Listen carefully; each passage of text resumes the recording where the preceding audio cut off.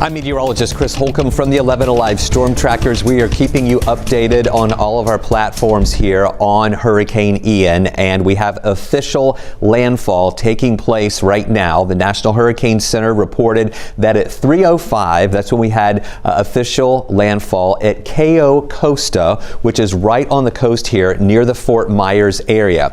They said as it was making landfall, their Doppler radar estimates are that max winds were at 150 miles an hour. That is still a high-end category 4 storm. So here you see the center of that circulation. Now, Fort Myers is right over here. Cayo Costa is right on this little area right here, those barrier islands that you see. That's where we had official landfall. Now, if you were watching us earlier at 2 o'clock, Melissa and I were talking about how the eye wall, this part of the eye wall was making landfall. That was just the beginning of the process.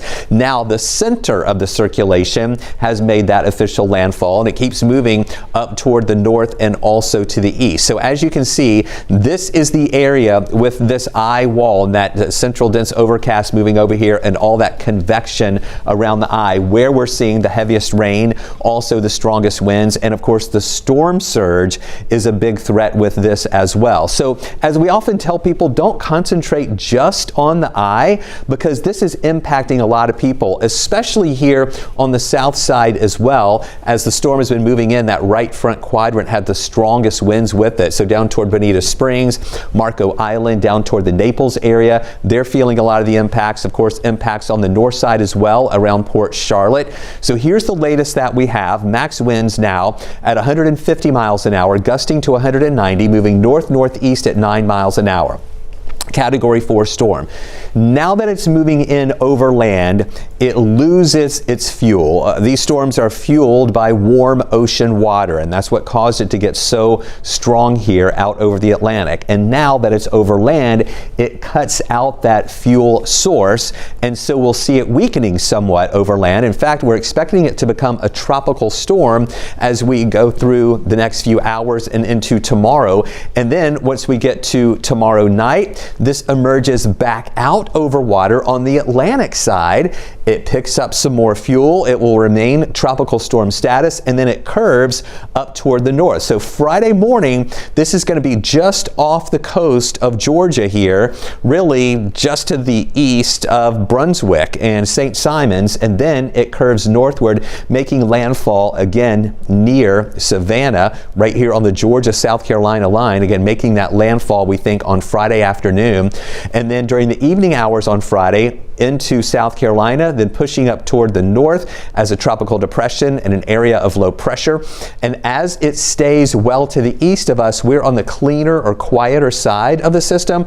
We still expect to have some impacts here, that being some rain and some wind, but the worst of the impacts are going to be on the right-hand side. So it's not going to be a widespread weather event for us, just some nuisance rain and winds in our area as we head into the weekend. So here's a look at all of the watches and warnings we have. Of course, the hurricane warnings in effect for much of central Florida. And then as you get closer to the Georgia coast, we then have a tropical storm warning and a hurricane watch in effect for the Georgia coastline up to the South Carolina coast. And that's not just for the coast, it comes inland just a little bit as well. Now, the reason it's tropical storm warning is because we think that there will be some tropical storm winds there, but it's a hurricane watch because just in case this gets back up to hurricane strength, we want people there to be ready just in case that we do have some hurricane type conditions there as well. So here's another look at that. We also have storm surge warnings in effect for the coastline from Jacksonville up through the Georgia coast and north of Charleston as well. Here's a look at what we're expecting with some of those storm surges there. When you see these colors here along the coast, yellows and blues, the blue is a storm surge about a foot or above, the yellow showing storm surge that could be 3 feet above the ground. So we will see some storm surge there along the Georgia coast and into South Carolina.